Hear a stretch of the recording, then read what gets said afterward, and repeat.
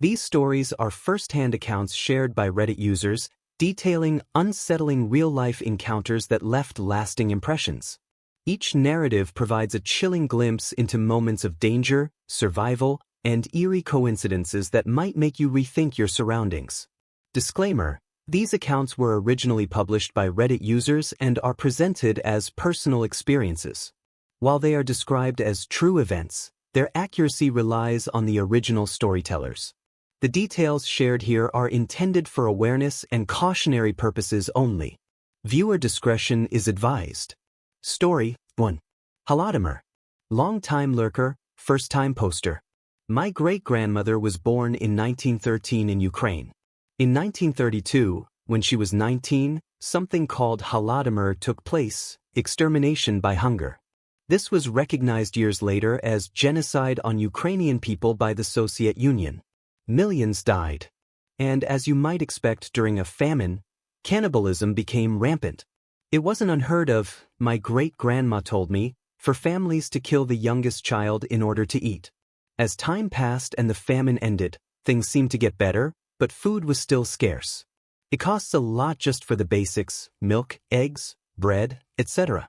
It also took a lot of time as these things weren't easy to find. Though it happened less, great-grandma was certain that people were resorting to easier, more sinister methods to obtain food. Great-grandma was pregnant with my grandfather in 1936, and she wanted fresh vegetables desperately. Sort of a pregnancy craving, I guess you could say. So out she went, trekking up and down the streets. It looks like she wasn't going to have any luck until... "Lady, you need something?" It was a small boy about 8 years old. His cheeks were unusually full, she remembered. Most people those days had cheekbones that looked like they would poke out from your face at any slight pressure. Great-grandma told the boy she wanted vegetables, and his chubby face split into a grin. He knew just the place, she told her, and gave her directions to a hovel a few blocks down. She was wary, but determined. So off she went. The hovel smelt like slaughter. She didn't think anything of it. Maybe these people had a lot of food, and she had struck a gold mine. Perhaps they would take sympathy on a pregnant woman and not charge her an astronomical price for a droopy carrot.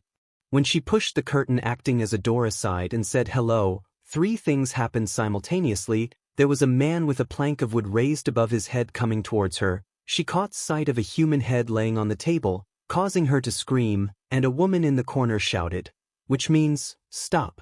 The woman examined my grandmother, frowning at her stomach. "The boy knows we have standards. We don't kill pregnant women. Go leave. Do not repeat what you saw. We can change our minds." Great-grandma didn't need to be told that again.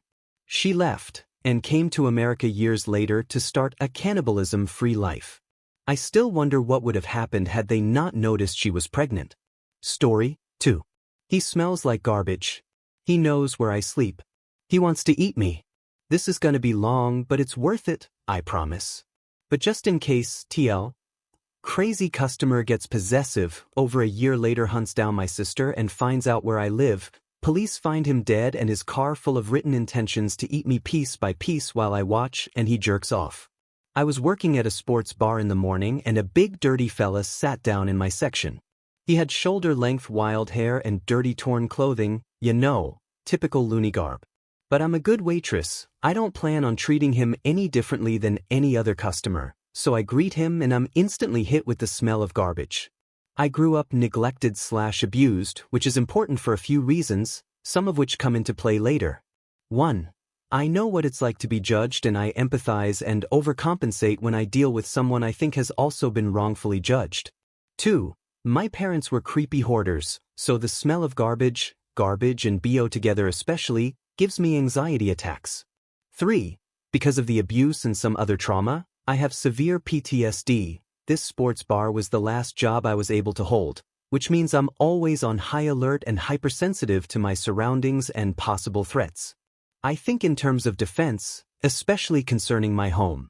So, even though the smell of this man was skyrocketing my anxiety, I treated him well. I figured he was down on his luck. He came in on an all-you-can-eat taco bar day and stayed for 5 hours, and I figured he hadn't eaten much lately, which struck a personal chord with me because our parents didn't feed us and we often went days without food. I felt so sorry for him, so I went above and beyond when serving him. He obviously appreciated it, and he left, nothing unusual.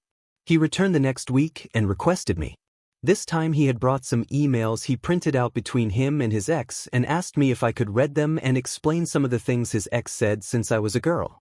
I told him I would read it when I wasn't working, which I had no intention of doing, and I took M and shoved M in my purse. From the emails I could see his name was Steve. He later asked what days and shifts I worked, and I lied through my teeth. He started asking other personal questions too, and I'm used to this. I've waited table for 8 years at this point and dealt with a fair bit of creepers, so I have a whole fabricated life story on deck designed to deter any funny business. Stuff like my BF is a giant with anger issues, I have nosy neighbors, etc.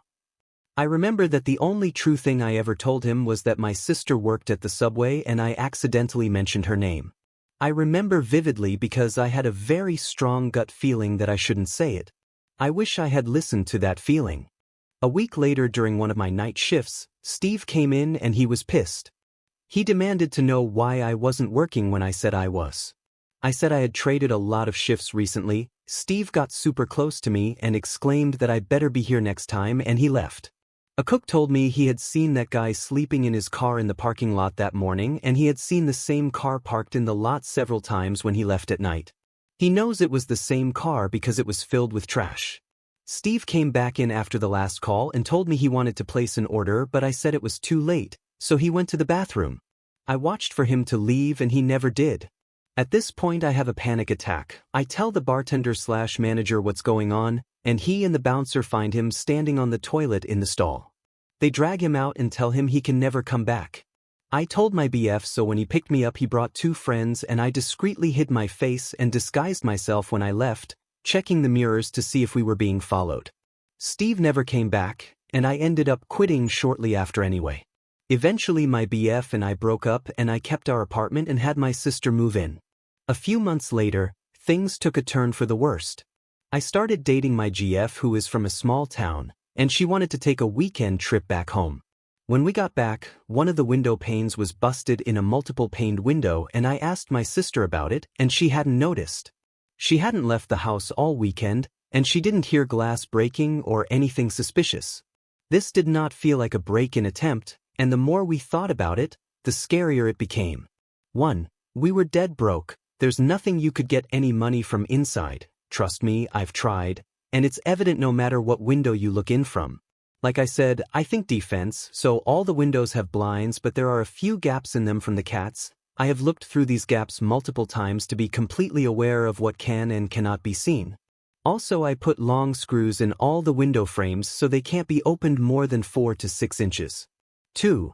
The window pane was pried out, not busted in, meaning they knew someone was home and they didn't want to be heard. 3. It was the only night in over a year that I left town. I didn't put it on FB and I only told a few good friends. Neither my sister and I have cars, so you can't look in the driveway and see who's home. The next night, we heard the neighbor's dogs barking and growling, and we heard footsteps in the yard. I grabbed the gun, went to the living room next to the yard and listened, thinking to myself, be smart, you/Gwenji, is this 2 feet or 4? And the second I realized it was bipedal, I started flipping the lights on and off rhythmically to make the person think we were signaling our neighbor. That made me leave. Signed for it wasn't a break-in attempt. You don't return to the house you failed to break into the day before. My sister and I got tasers and wasp spray. It's cheaper than pepper spray and sprays farther, because I don't have AC and C and my sister won't touch a gun. The rest of the week was quiet and my sister was now armed, so that weekend my GF and I decided to go out. We got in a stupid fight that night, and when she dropped me off I threw $20 in her car and said something snarky like here's my half of the tab and went inside. She noticed when she was a few blocks away, and texted she was gonna come give it back, but I told her not to. She knocked but I didn't answer because I was mad. I heard footsteps come up to my bedroom window and I waited for her to knock on the window so I could yell that I told her not to come by, but she just walked off. She texted to say she tucked the $20 in the screen door, so I got up to grab it and there was nothing there. I told her it wasn't there and asked if it could have fallen out, and it wasn't possible. Then I asked why she walked to my window and she hadn't. This meant whoever saw her leave the money had to be 50 feet or less from the door, It had only been 3 minutes tops from when she dropped it off to when I checked, and the only place that could have been was in our backyard. It also means whoever walked up to my window knew my GF was there to see me and knew which room was mine. A week later we heard footsteps in the yard again. I did the same routine, grabbed the gun, stood in the living room, then started with the lights. Then I had an idea. This person needs to think they can be seen, so I started to flip the switch every time I heard a step. Once they noticed, they started running, so I ran to look out the peephole to see a big fella with wild hair running down the alley. Even though I didn't get a great look, the general outline looked like Steve. So I started looking for the emails he gave me. Like I said, I'm always on high alert, and he raised concern. The second I noticed his full name was on the emails, I decided I was going to keep them. I got his last name and searched his public record. Then I pulled up his most recent mugshot and asked my sister if she had seen the man before, and her face went ghost white. She said yes, he smelled like garbage, and that made her anxious too. He came into her job, Subway, a few times, but every time he came in he asked her lots of questions. She said she will never forget the creepy, menacing smile he plastered on his face the second she told him her name, and the feeling of pure fear it gave her. She rides her bike to and from work, so I'm betting he followed her home. One thing became painfully clear: he didn't hurt my GF when she left the money, he didn't touch my sister when she rode her bike home. This was about me. The second she told me this, I called the cops. I gave them the emails and told them everything I knew, down to the name of the cook I knew could describe his car. They found his car within a week. It was abandoned by the lake. It was full of trash, a few personal belongings, and pages upon pages of his crazy thoughts/intentions. There were hundreds of pages about me and what he thought he knew about me, my sister, a checklist of all the subways he checked to find her, what he learned from her, the layout of our house, my GFS info, and, the most fucked up, his very sexually charged plan to keep me alive while he cut me up and ate me. The plan was to break in, kill my sister, and wait for me to come home. Then he was going to cut off a piece of me a day and make me watch while he ate it and jerked off. In less than 24 hours the cops found his body in the lake. I had PTSD before this happened, so did my sister, and this event made it so much worse for us. My sister can't work either now, and we are both in the disability process. I debated posting this for a long time. I don't like thinking/talking about it, and it gives me panic attacks sometimes. It literally has taken me 6 hours to write it all out. But I decided it's a story worth telling. I'll never get over it if I keep avoiding it, and maybe, hopefully, it will help save someone else's life, so be kind with the comments. Thanks for reading. Edit grammar, spelling, and whatnot. Edit. I'm overwhelmed by the support. Thank you all very much. I have a request. If you read this and something in it ends up helping you in the future, even if it years down the line and the light trick works to get a creeper out of your yard, I'd love to know. Thanks again, guys. Story 3. He was making human traps. I grew up on the countryside, right next to a national park frequently visited by nature lovers and bird enthusiasts. It was the kind of park where you're not really allowed to bike or ride horses, only walk or run, but 10-year-old me felt it was a stupid rule and did so anyway, because the trails were perfect for it. I knew fully well that I wasn't supposed to do that, and was caught a few times, but nothing much came of it apart from a half-hearted, "don't do it again." And I did, of course, until one day something frightening happened that made me stop. My family were horse breeders, and I would often take one of the horses for a ride, usually in the Forbidden Park. This very early morning, the first day of the summer holiday, it was beautiful outdoors. Misty and foggy, yet a sky that promised a sunny day ahead. Since it was so early, before 6 o'clock, I knew there wouldn't be anyone on the trail to see me, so I let the horse set off full speed along the trail. I only slowed down on the part of the trail that got steep on one side, leading down to the river, because the thought of one step too close to the edge was too much even for a kid with next to non-existing risk assessment skills. Suddenly the horse came to a halt and refused to take another step. I grew up with horses all my life and knew that that usually indicates that you need to investigate. Is there something with the hoofs? Did the horse spot something that spooked it? The hoofs were fine, but the horse didn't move an inch. That's when I saw it. Someone had set up a trap, a thin, sharp metal wire across the trail, in perfect neck height for an adult. I stopped and looked around, but didn't see anyone. The wire was well attached to two trees and impossible for me to remove, so I led the horse around it, and to do so I had to walk a bit up into the wooden area on the side of the trail. That is when I heard the singing. There is a song called Hedge Tomtegubber, and it was that melody, but the lyrics were different and sung in a muffled, sniggering voice. Today I only remember parts of it, but translated it would have been something like, "Hey, all you runners, come here passing, let the life blood pour out." I, as silently as I could and with my heart in my throat, backed away, got up on the horse and hurried back the way I came as fast as I could.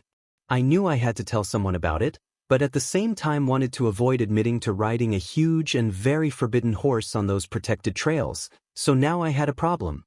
The old stories about a mad old man living in the shed in the woods, a shed that was once a cottage for the local hunter, came back to me as I hung on the horse for dear life. I got home and told my older brother what had happened, and he went back there with me in tow. We found the wire trap, and after a while of searching we also found a spear-like pole in the ground, right on the spot where you'd land if you came running and jumped over the fallen tree on the trail. That's when we called the police. The area was searched and several similar traps found, but no sight of the old man. The following summer, though, there was big news in the local paper about spear-like poles being found right under the water surface, directly under that little tower you're supposed to dive from at the lake. And black garage bags filled with big rocks were found on the narrow bridge crossing the river, so that if a car had hit it, there was a risk as it would have gone off the road and into the water. Story 4. The woman on my porch. When I was about 10 or 11 years old, I shared a room with my older brother who was around 15. We live in a suburb area in New York, not the greatest area but not riddled with crime. There are two windows in my room, one that overlooks the backyard and one that connects to the front porch. It came in quite handy for my brother to sneak out and meet with friends. If you step out the window you are on the porch, so anyone on the porch can access this window. I was never bothered by that thought because quite honestly it had never crossed my mind. My bed was touching this window while my brother's bed was perpendicular to mine. It was an odd setup, but that's besides the point. Now this was before we had any sort of smartphone or laptop to keep ourselves occupied, so on nights when we weren't sleepy we would stay up talking to each other and making up dumb games to pass time. This event took place during the summer. We stayed up into the late hours of the night, perks of having no school. It was probably around 2 a.m. and eventually we were playing a game where one of us was a goalkeeper and the other was taking a shot, football/soccer terms. We would both say at the same time either left, center, or right. If the goalkeeper guessed the same as the one taking the shot, he would get a point, and if the person taking the shot said a position other than what the goalie said, they got a point. We went for a couple of rounds of this and I was beating his ass at it, even though that's irrelevant. I don't remember what round we were on, but we did our 3 countdown. My brother, the goalkeeper, said left. I, the shooter, said center. The voice from outside the porch window said left. My brother froze. We had the shade down, but my mom had left the porch light on, so that was the only light illuminating our room. The dim porch light coming in from the borders of the shade. At the time, in my house was my mother on the opposite side of the house, my sister the room over, my dad in the basement, and me and my brother shitting our pants practically. We waited for what seemed like an hour but was probably only 30 to 45 seconds, and we heard a giggle and a playful knock at the window. "Let's go another round, come on boys," the voice said in a cheerful, playful tone. Honestly, I want to say it was a scary voice and sounded menacing, but it didn't. It sounded like a woman not too old but not young, and it was just normal. Like a normal sounding voice, nothing off about it besides where it was coming from and the time it came. Me and my brother were seriously freaked out, and I was about to break down because of how close I was to this woman. The thought that all I had to do was lift the shade and I'd be face to face with this person scared the shit out of me and made me go as still and stiff as if I had just looked into Medusa's eyes. After a while of me and my brother not responding, my brother started slowly moving from his bed to the door so as to not make any noise. As my brother was tiptoeing to the door, the sound of nails being run down a window started. It was very slow from top to bottom. At that point my brother made it to the door. He looked back at me and brought his finger to his lip, gesturing to me to keep quiet. Once the nails stopped running down my window, I heard her light footsteps make their way off my porch and disappear. I laid there for an eternity, not moving until my brother returned, and I saw my mom move hastily by my door, making her way to the front door. The porch light flipped off and I was left in darkness with my brother waiting in the doorway for my mom's return. I heard my mom call my dad up the stairs and his groggy, annoyed footsteps coming upstairs. They talked, then came into my brother's room and we relayed what happened. Apparently my mom caught sight of the lady turning out of our driveway, on foot, behind some tall bushes. Thank God we had a long driveway, otherwise my mom probably would have thought we were crazy. Considering no harm was done besides leaving me terrified of my window, my parents didn't call the police. They just thought it was really weird and stayed up the rest of the night to make sure she didn't return. I'm 17 now, my brother is in college, so I have the room to myself. My bed still touches the window because I'm too lazy to move the rest of the furniture in my room so I can move my bed. The shade to that window has not been opened since that incident and probably never will be. Story 5. Disturbing camping encounter. Background. I work summers as a camp counselor in the northern parts of Ontario, Canada. On the date this particular incident occurred, I was camping with a group of 10-year-old boys on the same lake the summer camp was based on. So, like a routine camping trip, we canoe out to the site and set up our tents. Me and my co-counselor, Mike, take turns supervising the kids while they swim, build forts, and play games, etc. We cook some food over the fire, sit around and tell stories, cook s'mores, the typical Canadian camping experience. Around 9:30-ish, I tell the kids it's time for bed and they head into their tents, which were positioned a small walk away from the shoreline but still in line of sight from where we had the fire pit. So the kids have gone to bed and me and Mike are shooting the shit by the water, smoking a cigarette, just basically hanging out before we decide to head into our tent and call it a night. What happened next still troubles me to this day, and remains my go-to scary campfire story. We were both gazing into the pitch-black night water, when we saw a small light approaching us slowly and slightly above water level. We speculated what it could possibly be for a few minutes, before it came close enough for us to see that it was mounted on the front of a kayak and that someone was approaching our campsite. Now, it is important to note that as a camp counselor, part of our training goes over how to deal with stranger encounters in an environment where we are responsible for a group of children on public property. I was prepared to give the mystery paddler the typical speech about how we are camping with a group from a recognized organization, and we would respectfully ask that they find another campsite. However, this person's appearance shook me to the bone as the light drew nearer. Paddling this kayak was a woman who looked to be in her 60s. She had incredibly long wisps of gray hair that were trailing in the water. Her skin looked like old leather, and her dead-looking eyes were tough to spot under all her wrinkles. She looked directly at me, and when she spoke I realized she was missing most of her teeth. "Are all your children safe in bed?" She asked me to point in the direction of the tents. Not really knowing how to respond and quite frankly shitting myself, I responded by telling her that they were fine and she had to leave. "That's good. Just as expected for this time," she said with a smile, then turned her kayak and paddled off into the night. At this point in time, myself and Mike were legitimately very creeped out, not only by the appearance of this mystery woman who resembled a freaking corpse, but also her inquiry on the whereabouts and safety of the kids we had brought on this trip.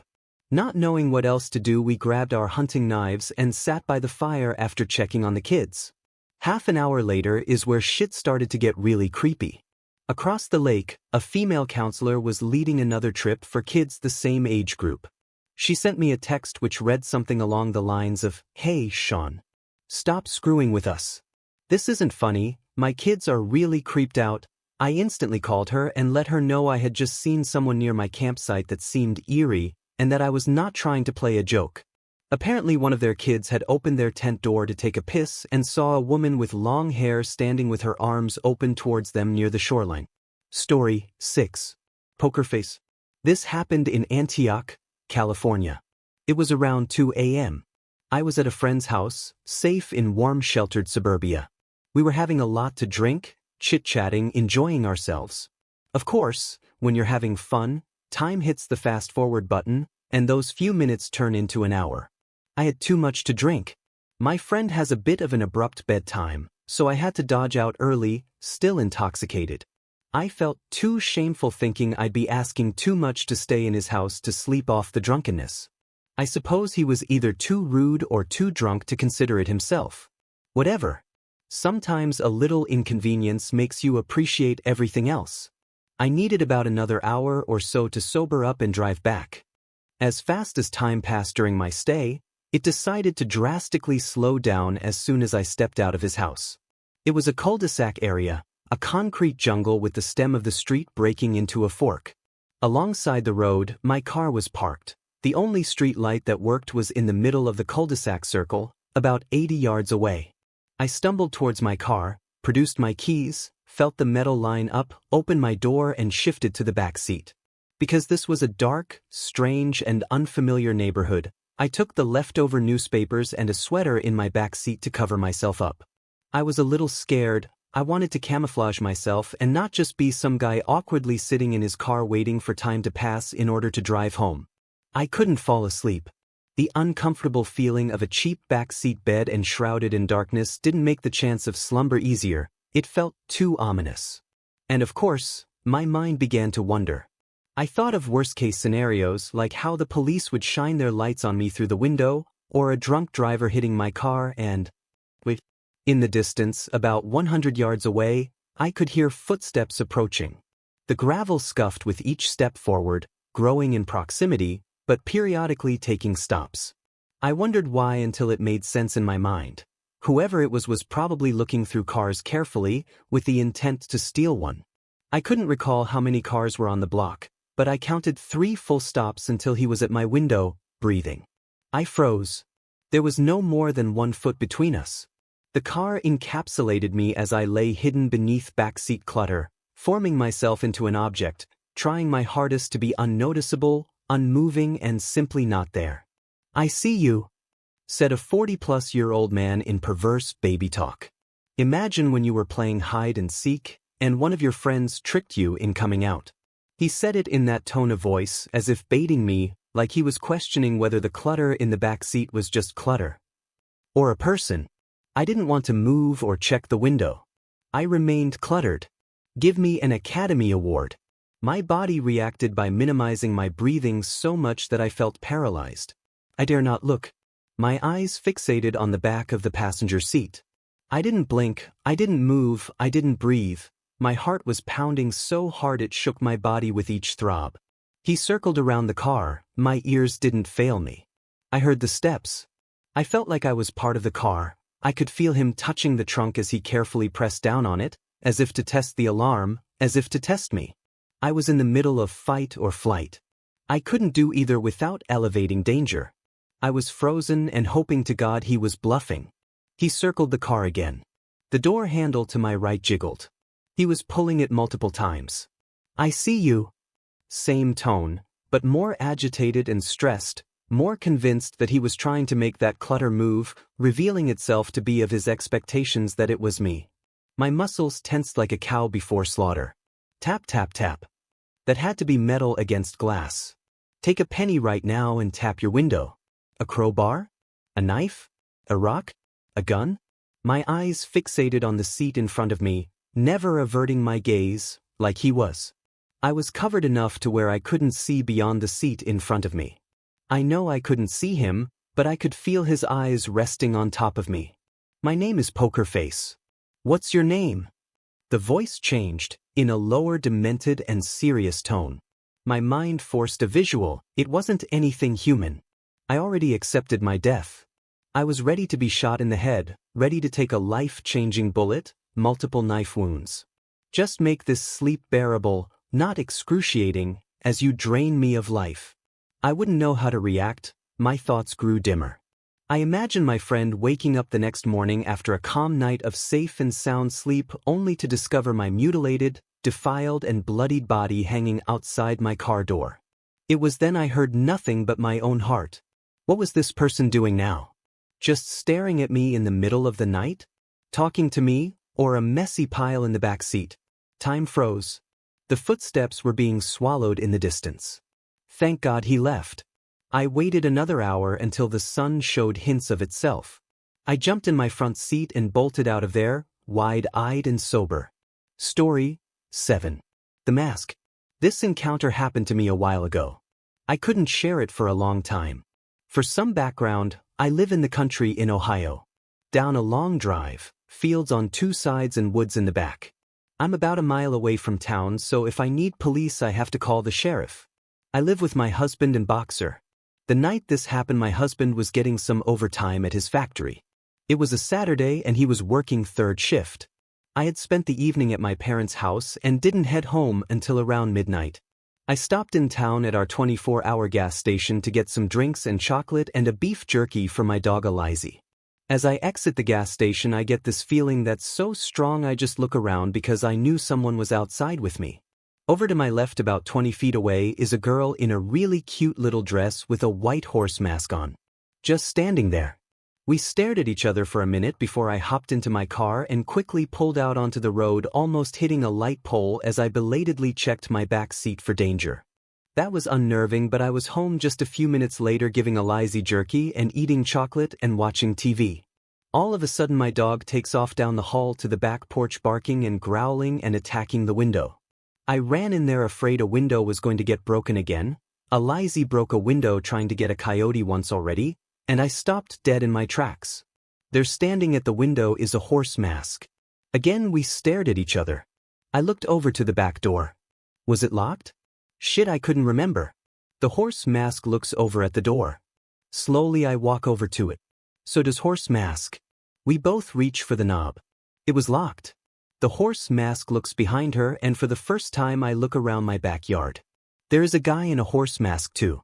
I'm like, okay. This is enough, I'm calling the cops. I got Elizy and shut the door to the porch and went to the living room to get my cell phone. Of course. I left my phone in the car when I carried my stuff in the house. In my car that's in my garage. My dark garage. Basically lacking any choice I opened the door to the garage and tried to open my car door, but oh, guess what? I must have locked it and I didn't have the keys. I crept back into the house. No sign of Elizy. No horse mask in the backyard that I could see from the kitchen window.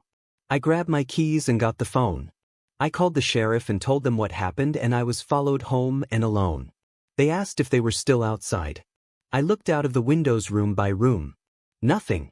Until I got to my front yard. Right out front there they were. Just standing about 100 feet away holding hands. Staring. I honestly was crying at this point to the dispatcher, who assured me someone would be there soon. As I stood there, clearly on the phone, the girl waved. Then they walked hand in hand down my lane out of sight. It took the sheriff 10 minutes to get there. They found nothing. Told me the guy probably sat in a car and they followed me. Just kids being kids, they said. My dog didn't come out of my bedroom the rest of the night. I sat up listening to silence until my husband got home. A couple weeks later someone from the sheriff's stopped by to follow up. They said they checked the camera at the gas station, but all it shows is the girl walking up by the dumpsters and stand there until I left and she walks away. Story 8. The Whistler. I'm a big fan of the subreddit for lurkery. This happened to me a few years ago and I don't often talk about it, since it's weird and gory and not the kind of story you whip out at cocktail parties, but here goes. A couple years ago, I was stressed out from college and big city life and decided to spend a long weekend in the woods doing what my city friends consider utter lunacy and us outdoorsy people consider nirvana. Deep woods free camping. In the winter. Alone. While this sounds like the beginning of a missing persons report, if you are an experienced outdoorsman, it's pretty safe. I also take a secret pleasure in being the white trash warrior my dad always hoped I'd be. I always hated the feeling of claustrophobia that came with being female in the city. Avoiding eye contact, not walking alone at night. When you're a girl alone out in the woods, you're in charge. You're safe within the warm embrace of your own solitary freedom. Or so I thought. I spent a few hours on the roads, the surroundings getting wilder and wilder as I drove. I parked in an allowed roadside ditch, and with a compass and a map, hiked until I was in a mile's reach or so of some good ice fishing. I was at least 4 miles from the road. I made an extremely discreet camp in a clearing, with just one little hole in the snow for my tiny tent and my tiny campfire. After a couple beautiful days of just hiking and relaxing around camp, I made the trek to the fishing hole. Everything was in utter winter stillness. The air was crisp, and the only signs that I wasn't in a perfect vacuum were the twitterings of birds and the very distant rumblings of the half-frozen waterfalls. After a mile or so of crunching along in the snow, I silently celebrated my compass skills when I came out at the exact place I had intended to. I punched a hole in the thin crust of ice and set to getting my fish on. My first catch came quickly. After a few weeks under a frozen surface, fishes be hungry and shit. I was feeling oddly fatigued and jumpy, so I decided to just clean the fish here and now, and take it straight back to camp to cook. Yummy.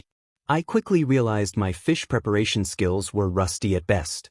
I cursed my lack of preparation as I cut myself for the second time. Something in my peripheral senses was irritating me, but I was very set in my task, focusing on the motions in the slippery mess. The thing in the periphery was growing more irritating, like the buzzing of a fly or the yammering of a sibling. I carved and hacked and sliced my hand open freshly as the fish slipped out of my hands and into the snow.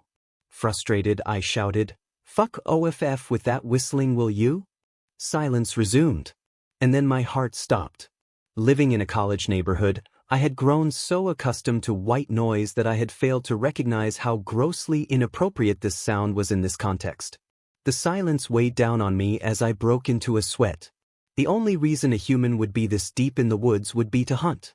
And no hunter would give himself away like that. And if he was whistling for any other reason, shouldn't he have reacted to my outburst? Yelled something vulgar back? Apologized? Nothing. Just the total stillness of the woods. Silence as pure as it was before I spoke. Unsure if I had misheard the twitterings of a bird or something, I just decided the fish was a lost cause, slung my gear over my shoulder and headed for camp. I trudged off in the woods, and about a quarter-mile from camp, I saw a large mass protruding from the snow. Apprehensive but drawn like a moth to the flame, I trudged up to what materialized in the closing distance as a moose kill. A really, really good moose kill. A clean shot through the upturned eye, staring at me. Staring at me and saying something. Saying something that was imposing a sense of dread on me, but a dread I couldn't translate. I ran. I ran hard and I ran fast. In the snow and the woods, everything looked the same. I knew I was moving south, and I knew I passed camp in the east. I made for the road, eventually slowing down to a weary trudge, calming at the comforting sight of the woods clearing ahead to make way for the country roadway. I looked to my left and saw my car 50 yards or so down, jogged to it, and drove the lonely 15 miles to the first motel I saw signs for. I had none of my belongings and no earthly idea why I had just abandoned ship like that. It was only as I was sitting up watching infomercials that night that it started to fall together. Why would the Park Service issue free camp passes for the same stretch of woods that they allowed hunting? The moose defied everything of my rudimentary understanding of hunting. Even with the snow to cool it, decomp starts quickly on an animal that size. You'd have time for a few quick pictures, but you'd want to have it dressed quickly. Why would you kill a moose 5 miles into the forest? How could you ever drag it back to the road? In the morning, in a sleep-deprived and paranoid state, I described everything I'd seen and thought I heard to a very confused park ranger. He seemed more vexed about illegal hunting than any of my crazy city girl ramblings. He said he wanted to come pick me up and have me take him to where I thought the kill site was. I said I was only going if he brought a gun. He sighed with exasperation and told me when to meet him. We rode out into the woods on an ATV, with me awkwardly riding on the back as if on the back of the world's awkwardest motorcycle. We got a large impression in the snow where the moose had been. Blood was everywhere. There was also the distinct track of the carcass being dragged. The drag marks made a smooth trail in the snow, as if the carcass were on a tarp. The ranger said he should take me back now. He asked where my camp was. I pointed in the direction of the drag marks. It looked like he was finally sharing in my unease. Back at the hotel, I washed my clothes in the sink and prepared to drive home in the morning. An unknown number called my phone. It was the park ranger. The moose had been dragged to my campsite. He described the scene as a huge mess. He wasn't sure if an animal had helped to make the mess, but one thing was clear. Someone had cut into my tent with a knife. I asked about the rest of my belongings. He said darkly, "You don't want them back. They're covered in moose mess." So, What happens now? Well, miss, we're just gonna keep an eye out for this guy. I haven't heard of or seen anything like this ever before. I'm really sorry this happened. And that was it. No closure. No explanation. In the years that have passed, I've tried every different application of reason. A hunter who needed help, but knew I was already gone? A deranged psychopath looking to make his second kill? One of the few friends I shared the story with envisioned him as some deep-wood Sweeney Todd. He dubbed him Moosey Todd. I still don't know why I didn't hear the gunshot. The whistling seems so vivid in my memory, but was it even real? One question has been definitely answered. I'll never go into the woods alone again. Story, mine. The Bag Lady. I have always had an innate fear of the night. Not so much the dark, but the night itself. As a child, my imagination was overcome with stories of creatures that come alive at night and the safety offered by a house and light. I never had anything to base this fear on until a night when I decided to go with a buddy of mine to a baseball game and got stuck at a light at 2 a.m. after dropping him off at home. Of course, that night the game went into extra innings, and so I didn't get a chance to drop my friend off back home until well after 1 a.m. Everything was fine on the way home until I hit a light right before the street that led to my house. It was a T-junction and I was turning left. The light is one of those that you think is broken until it finally turns green right when you finally decide to just run it. Of course, I pulled up right as the light turned red. I would have just run the light, seeing as no one was there and it was closing in on 2 a.m. on a school night, but earlier that week I had heard the phrase, "Character is what you do when no one is looking," and for whatever reason, that was the night I decided to prove to myself that I was a man of character. Big mistake. I pulled to a stop at the light feeling good about myself, bordering on self-righteous, when I happened to look out my window to my left and noticed a lady sitting all alone on a bus bench. We made brief eye contact and I quickly looked away. It was too late. I could see movement out of my peripheral vision and knew she was coming my way. I looked out the window and noticed she was carrying a bag. I quickly checked that my doors were locked and all my windows were up. I then moved my right foot above the accelerator just in case and braced myself for what was to come. I was hoping it would be just an awkward exchange and was praying for a quick light change before she reached me, so I could just get out of there. I knew there was a slim chance of that. She walked right up to my window, put down her bag and began to tap on my window. I nervously looked up at her and she motioned for me to put my window down. I had automatic windows, so I just imagined pushing too hard on the window button and that thing just coming all the way down, so I took a deep breath and lightly flicked it with my finger. The window moved microscopically down, but she did not seem to notice or care. She then leaned in and began to talk. She said, "My boyfriend beat me up. I have a friend who lives down the street. Can you give me a ride?" I should stop and give a brief physical description of the Bag Lady. She was small and skinny and of indeterminate age. She was either in her mid-20s and had lived a hard 20-plus years on the street, or she was a 60-something-year-old who had lived a moderately hard life on the street. All that to say, just by looking at her, there was no way to verify her story. She looked beat up by life, not just by a boyfriend. But there was something about her delivery, it was robotic and seemed practiced and like she was disconnected from the moment, that made my skin crawl, and after a brief, about a second, debate on whether I should do it, I told her that I had to get home and could not give her a ride. After my first refusal, she leaned in closer and said the same thing again. "My boyfriend beat me up. I have a friend who lives down the street. Can you give me a ride?" This time I felt more confident when I declined to give her a ride and told her I had a curfew and had to get home. She leaned in a third time and began her statement again. "My boyfriend beat me." At this point the light changed. I slowly lifted my foot off the brake and started slowly rolling forward and began muttering an apology. She didn't move. She just looked at the light, then looked down at me, leaned in closer and said 5 words that have haunted me ever since. "You made the right decision." Then she picked up her bag and walked back towards the bench. I peeled out of the intersection and cried and screamed all the way home. I have no idea what she planned to do, or if there were people waiting to jump in my car from the bushes had I moved to let her in, but that encounter has haunted me ever since and has confirmed in my mind that nothing good happens after dark. Story 10. One decision. When I was a teenager, I was goth: black hair, black clothes, black makeup, even had a pair of combat boots.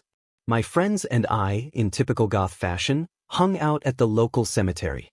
We started going as a joke but soon discovered we liked the peace we found there. That all changed one night.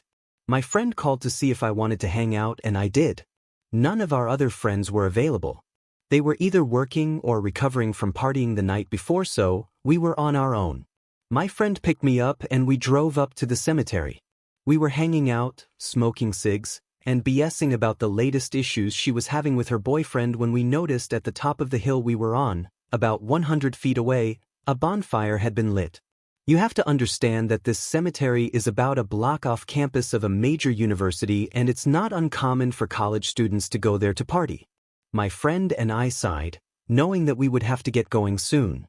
It was illegal to be in the cemetery after dark and we knew the police would show up because some jerks had decided they needed a bonfire. We decided to finish our cigs and then take off. Just then, the most horrible stench came wafting down the hill from the direction of the bonfire. My friend gagged and covered her mouth. I groaned and said, "What the hell?" My friend shook her head, saying, "I don't know what they're doing. Let's just leave." We get in the car and one of us suggested, I honestly don't remember who, maybe we should just go up and see what they're doing? My stomach turned and a cold shiver went through my body. My friend must have had the same feeling because at the same time, we both said, "No. We should leave." My friend turned the car on, switched on her headlights, put the car in reverse, and looked over her shoulder before starting to back up. I was still looking up the hill. A figure stepped in front of the bonfire.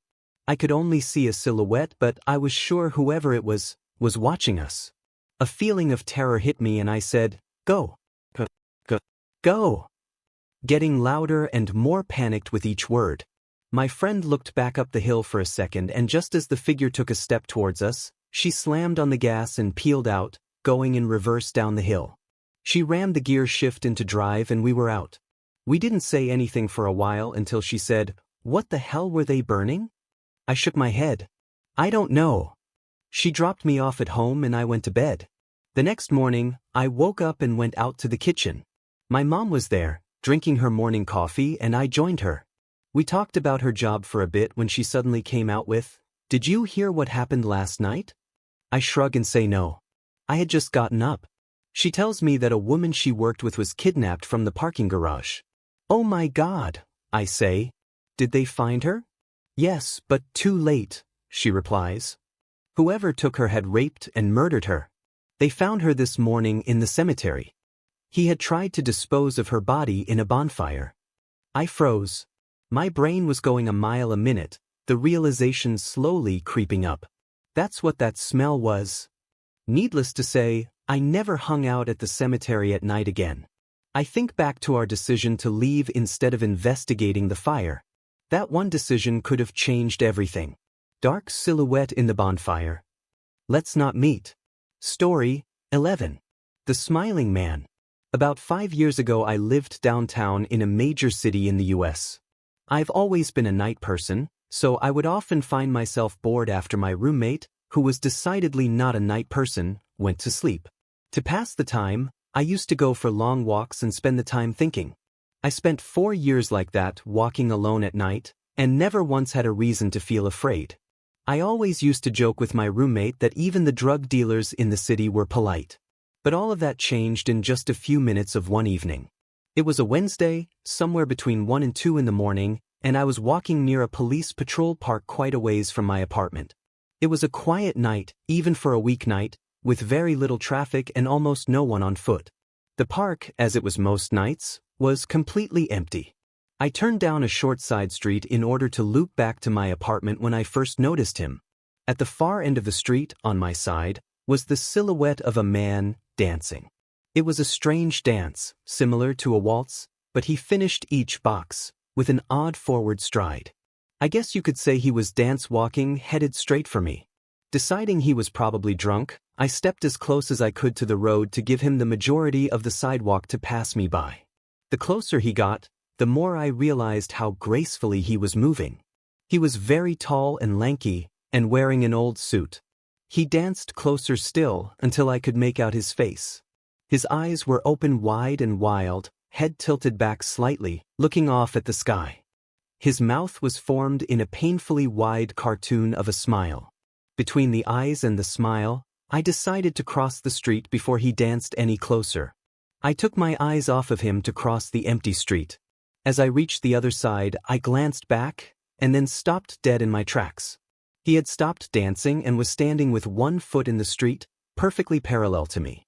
He was facing me but still looking skyward. Smile still wide on his lips. I was completely and utterly unnerved by this. I started walking again, but kept my eyes on the man. He didn't move.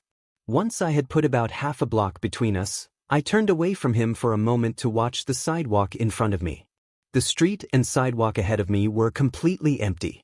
Still unnerved, I looked back to where he had been standing to find him gone. For the briefest of moments I felt relieved, until I noticed him. He had crossed the street, and was now slightly crouched down. I couldn't tell for sure due to the distance and the shadows, but I was certain he was facing me. I had looked away from him for no more than 10 seconds, so it was clear that he had moved fast. I was so shocked that I stood there for some time, staring at him. And then he started moving toward me again. He took giant, exaggerated tiptoed steps, as if he were a cartoon character sneaking up on someone. Except he was moving very, very quickly.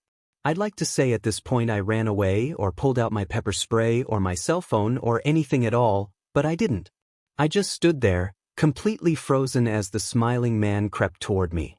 And then he stopped again, about a car length away from me. Still smiling his smile, still looking to the sky. When I finally found my voice, I blurted out the first thing that came to mind. What I meant to ask was, "What the fuck do you want?" in an angry, commanding tone. What came out was a whimper. What the fuck? Regardless of whether or not humans can smell fear, they can certainly hear it. I heard it in my own voice, and that only made me more afraid. But he didn't react to it at all. He just stood there, smiling. And then, after what felt like forever, he turned around very slowly and started dance-walking away. Just like that. Not wanting to turn my back to him again, I just watched him go, until he was far enough away to almost be out of sight. And then I realized something. He wasn't moving away anymore, nor was he dancing.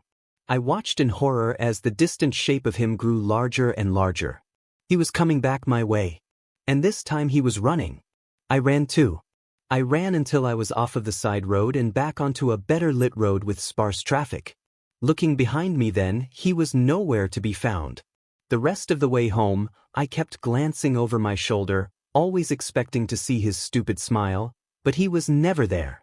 I lived in that city for 6 months after that night, and I never went out for another walk. There was something about his face that always haunted me. He didn't look drunk, he didn't look high. He looked completely and utterly insane. And that's a very, very scary thing to see.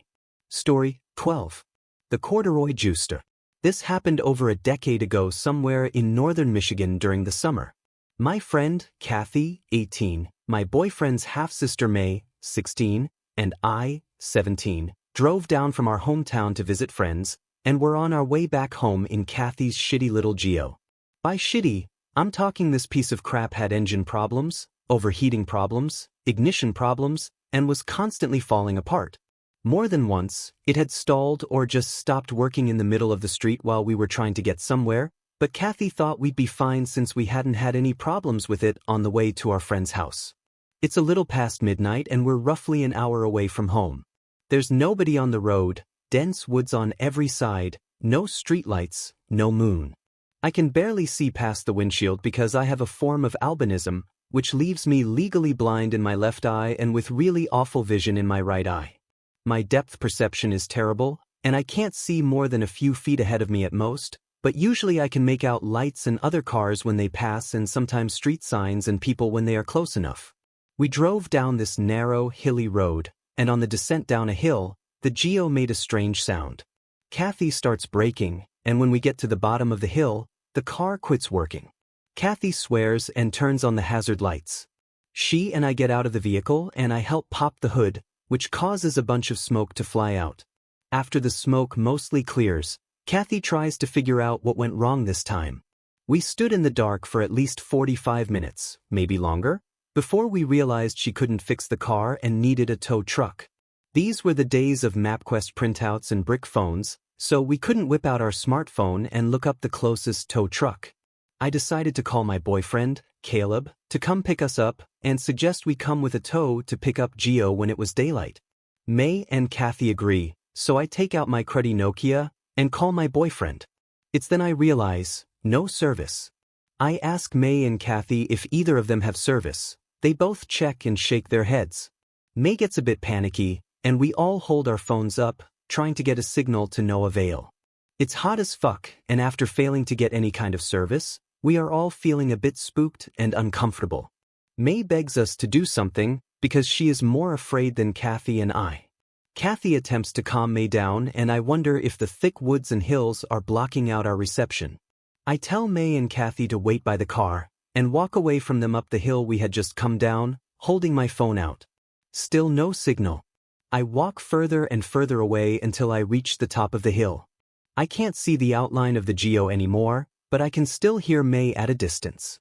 Even at the top of the hill, I don't get a signal. I know it's gotta be the trees in the way, so I get the idea of climbing up a tree and calling from there. Just to see if it works. In hindsight, this was not my brightest idea, but me being an idiot, I sauntered off into the woods in search of a climbable tree. At this point, I just want to go home, and this is the only thing on my mind. I find a nice one with low branches and lift my body upwards towards the trunk. I climb the branches higher and higher, and about midway up the tree, I feel my pack of cigarettes fall out of my shorts pocket. I'm kind of annoyed, but figure I can just look for them when I climb back down. I take my phone out and hold it up once I get near the top. I have service. Relieved, I call Caleb, but he doesn't pick up, so I call again until he does. He answers in a sleepy, but pissed voice, but I'm having none of that and simply explain our situation. He asks where we are, and I give the name of the road and my best guess as to how far along we are on it. He says he will be on his way and tells me to go back and wait with May and Kathy, then yells at me for being stupid and climbing a tree in the dark with my bad depth perception. I assure him that I'm fine. He's skeptical but says okay, and we hang up. I start climbing down the tree, but my hand touches a big glob of sap, so I stop and try to wipe the sticky goop off on my shirt. I'm already sweaty and gross, so I'm not too happy about the sap. While I'm failing at getting this crud off my hands, I hear the strangest sound from somewhere below me. Zwish. Zwish. Zwish. I completely freeze, not being able to place what the hell that sound is, but it's moving pretty fast. I stare down into the darkness below me, but can't see shit. Just hear this noise continuing. It comes closer and closer, and then I hear it right below my tree. Zwish. And then it stops. Right under my tree. I hold onto the branches as tight as I can and wait. I hear leaves shuffling and twigs snapping, and after a while that stops, and the weird noise starts again, but it's heading away from me deeper into the woods. I wait until I can no longer hear the sound, then finish climbing down and jump out of the tree. It's completely silent now besides the sounds of the woods, so I grope around on the ground for my cigarettes. I don't find them, so I make my way out of the woods and back towards the road. I jog down the hill, and when I reach the bottom, I notice May and Kathy are not standing outside the car anymore and the hazard lights are off. I walk over to the car and May rolls down the window a little bit and whispers in a panicked voice, "Elizabeth, where the hell were you?"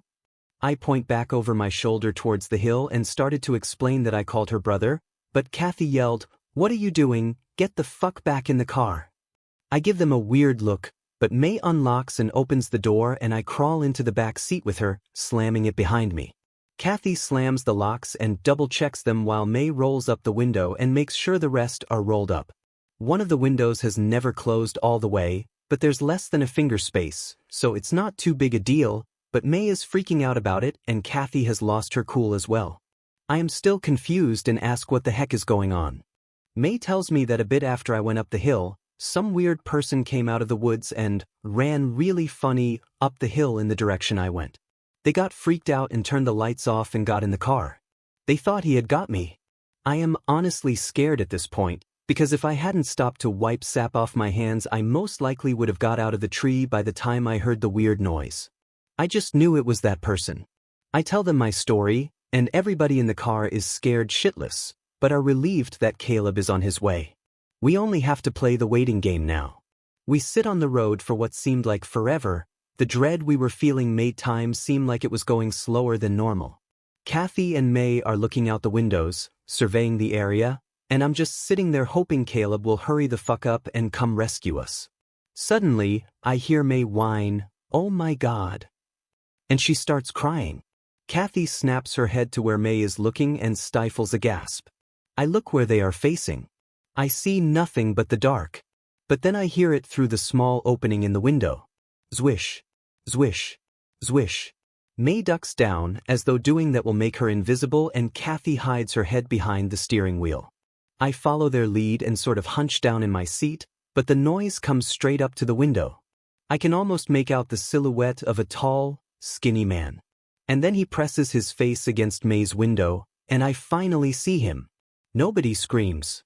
You'd think we would, but it didn't happen. We all just stared at each other. He looks in at us for a while until Kathy switches her brights on, hoping it would scare him off, but it did nothing. The dude just walked to the front of the car and stood in front of the headlights.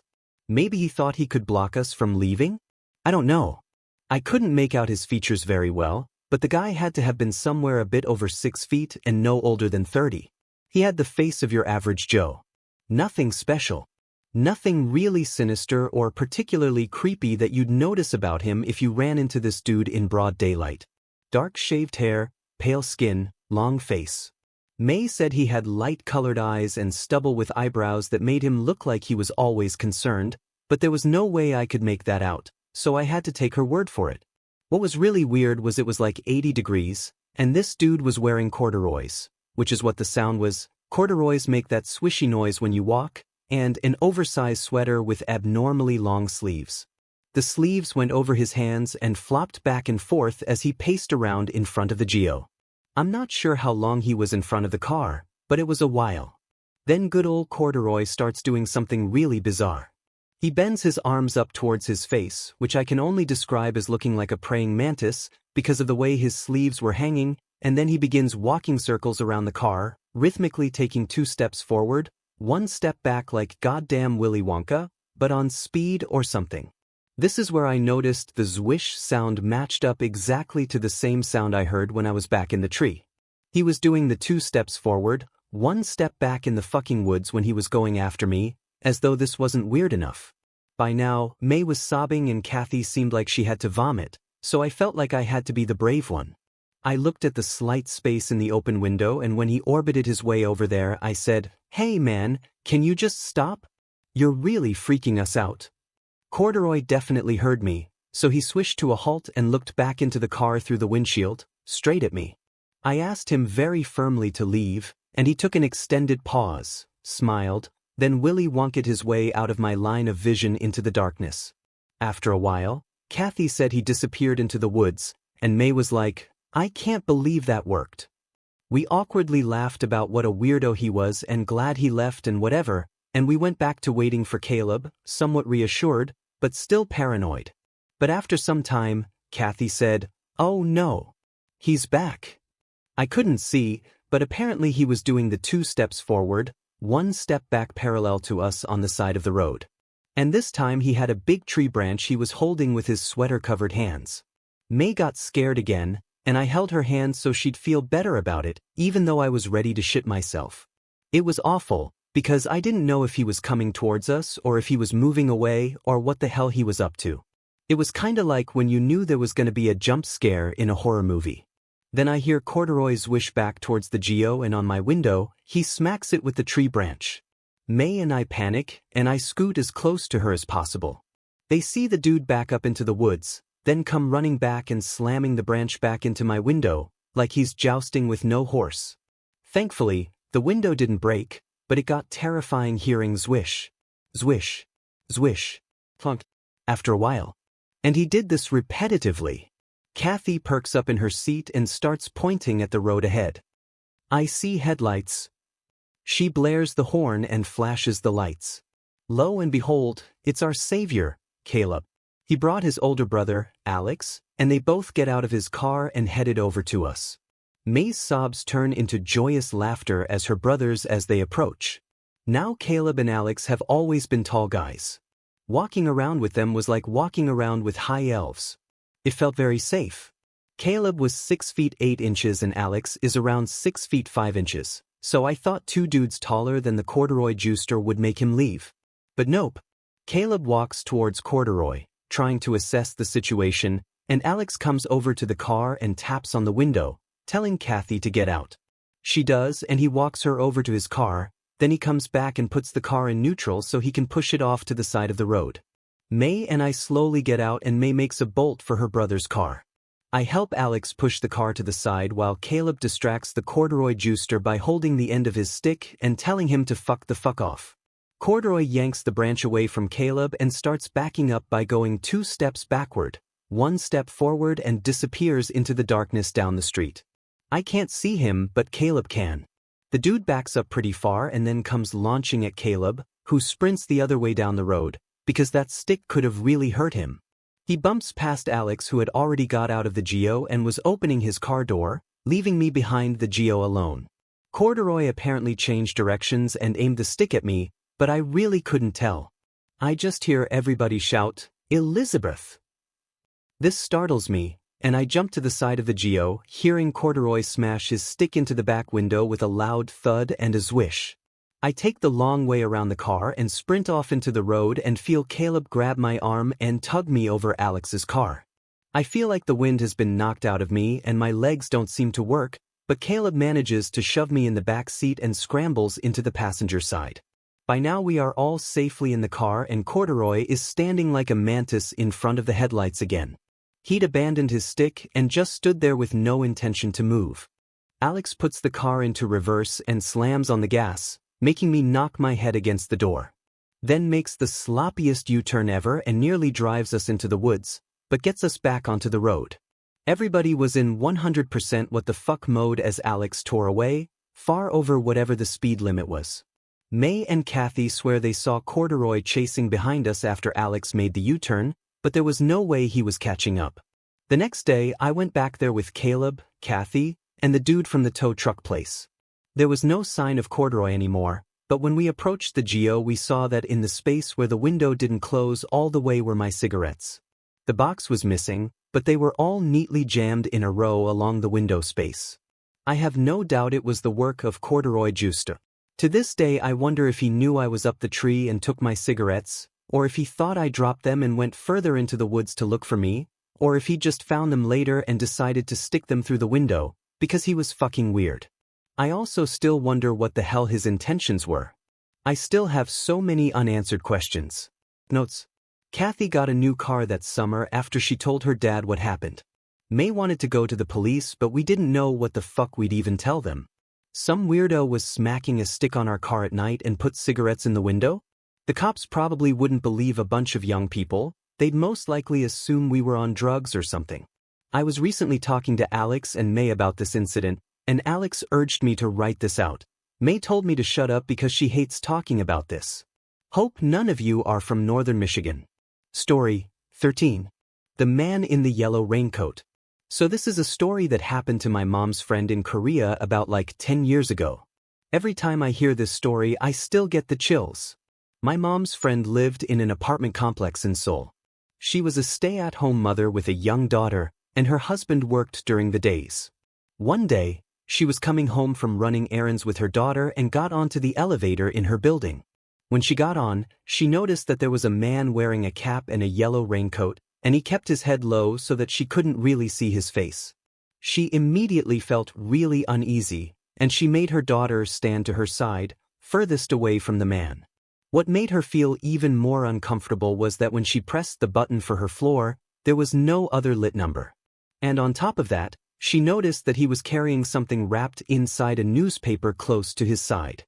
Things started to click in my mom's friend's head and she started to panic and decided to take out her cell phone and pretend she was calling home to her husband, who was obviously really not at home and at work. She started saying things like, "Oh, I'm on the elevator and about to get off. Can you get the door for me?" and making it seem like her husband was waiting at home. When the elevator did reach her floor, I think she lived on like the 12th floor or something, she quickly got off and grabbed her daughter and started to walk as fast as she could to her apartment. She noticed that the man also got off on her floor and was slowly following her down the hallway. When my mom's friend got to her door, she started to bang on it and shout, "Hey, Yobo, husband/dear, I'm home. Please open the door," and kind of pretended like he was coming to answer the door. Upon seeing this, the man in the yellow raincoat started to walk away back towards the elevator. When he seemed to be far away enough, my mom's friend quickly picked up her daughter and slid open her door's passcode thingy. This is usually how people get into their homes in Korea, and started to frantically punch in her key code.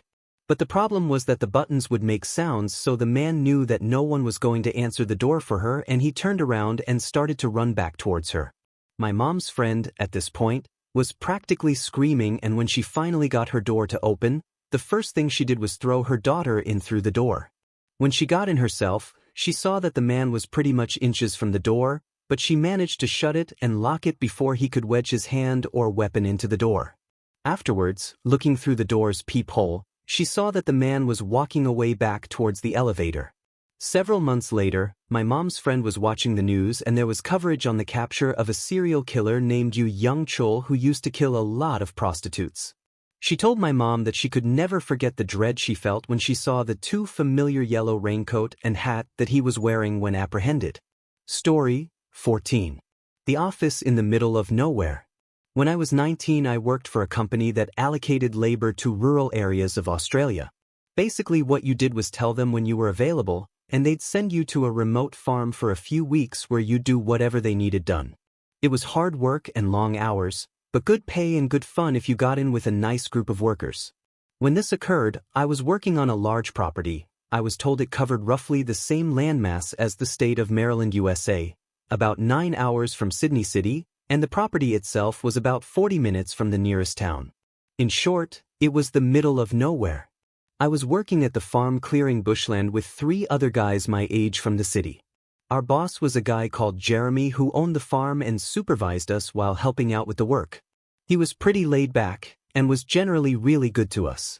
This summer in particular was very hot, and the work was hard, so one day when the temperature hit about 38 degrees Celsius, about 100 Fahrenheit, Jeremy decided to give us the afternoon off. He said he knew of a water hole on the farm about a 25-minute drive north.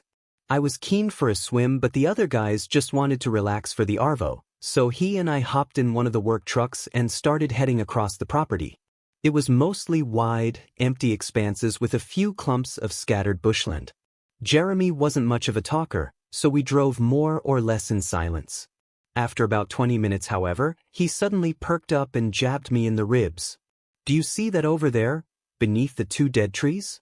I should mention here that if you're not familiar with inland areas, particularly those in Australia, they are brown or red, and mostly flat and bland, meaning any bright colors stick out like a sore thumb, so you can imagine our surprise when we could see a large blue angular structure far off in the distance. We steered in its direction, and as we got closer we realized it was a huge blue shipping container just sitting in the middle of nowhere. Jeremy was perplexed. I asked him if he knew what it was, but he obviously didn't. He said he hadn't seen it when he drove through the same area about 5 weeks before, and he wanted to go and see what it was. Initially, we pulled to a stop about 100 meters away from it. At this stage I had a really bad feeling. The whole thing wasn't right. It's hard to explain, but if you can imagine seeing such a foreign object in the middle of a huge barren expanse, it had to be something weird. Jeremy, however, wanted to investigate, which I understood, given it was his property, but in truth I was really anxious. As we got closer, things got even more bizarre. There was a big diesel generator behind it thumping away, and a CCTV camera on each side, all motion activated so they buzzed from side to side, following us as we moved around. I tried to reason with Jeremy, something along the lines of, "With all this security, someone obviously doesn't want us here, let's just go." He brushed me off, however, reminding me it was his farm and whoever had put this here was trespassing, so he wanted to go inside. Despite all the surveillance, there was only a small padlock on the huge door. We had some bolt cutters in his toolbox, and after a bit of a struggle, we broke the lock and went inside. The first thing I noticed was the rush of cold air as we got in. The place was air-conditioned, which I must admit was quite pleasant on such a hot day. We searched around for a light switch, but I could already see this was some sort of I.T. setup. There were flashing LEDs all around the place and the sort of hum you hear when a hard drive is working hard. When we finally switched on the lights, we could see a sophisticated, albeit somewhat cluttered, office setup. There were hard drives the size of bar fridges and other computer equipment lining the walls, sometimes piled 2 or 3 high, and plastic storage boxes scattered around the far wall, and several desks with computer monitors arranged in the middle, complete with rolling office chairs. At this stage I felt like I was in one of those nonsensical dreams. This made absolutely no sense. We wandered to the middle and sat down at the desks to see if the computers could give us any idea of what the hell was going on here. My heart was racing and I just wanted to bolt. We had been seen by the CCTV, so if anyone was monitoring they already knew we were here. Jeremy, on the other hand, was adamant we had to get to the bottom of this, so I put on a brave face and started looking through the computer. This went on for a while, but in short neither of us had a very high grasp of technology outside of Facebook and Microsoft Word. The best I can describe it from my lay position is that it was endless lists of computer talk. It was like the old Napster or LimeWire download screens looked like, just constantly picking up and receiving data then recording it on several windows. I gave up on the computers and walked cautiously over the far end of the container to the big pile of storage boxes. By then I was pretty sure no one else was there as there was nowhere to hide really, but I was still incredibly on edge. I decided, against my better judgment, to see what was inside all these boxes. My brief sift through this box still makes me feel sick to the stomach. It didn't take long for me to realize that this box was full of posters, DVDs and photos, all of hardcore child pornography. One thing that still gets to me is that it was all neatly ordered into folders and smaller boxes. These people were organized. I immediately recoiled, jumped up and ran over to Jeremy. I could hardly string a sentence together. I said something to the effect of, "Mate, get out, child sex, go, get the fuck up." I dragged him out, composed myself and managed to explain what I saw. We jumped back into the truck and sped back to the house. The farm had no mobile phone reception, and we hadn't bought the satellite phone, so we had to get back to the landline to call the police. Once we called them, they still had to make it all the way to the farm from the nearest police station, which was in a town about a half hour from the town closest to the farm, as I mentioned, very remote. We waited, talking frantically about what we'd seen, until the cops arrived almost an hour later. They arrived with 2 four-wheel drives, and we jumped in and led them back. This is where it gets worse. By the time we got back, the container door was open and there was fire inside. We had only 2 small extinguishers in the cars, and these did very little. The fire department took an hour to get there, by which stage most of the damage was already done. An arson report by the federal police found almost no evidence of the computer equipment described, and only traces of paper and cardboard. This means that whoever ran it knew we were there and had time to come and remove most of it and get away. There were various ways to get off the property and the landmass was huge, so there was no real way to tail them. Since the police hadn't taken us all too seriously in the first instance, probably due to our poor explanation on the phone, aerial surveillance was also impossible by the time we had pieced it all together. I took a keen interest in following it up, but with no real evidence of who might be responsible, the investigation went cold. I've kept in contact with Jeremy, and the shipping container is still sitting there on the farm, as it's too expensive to move. I'll never forget what I saw in those boxes.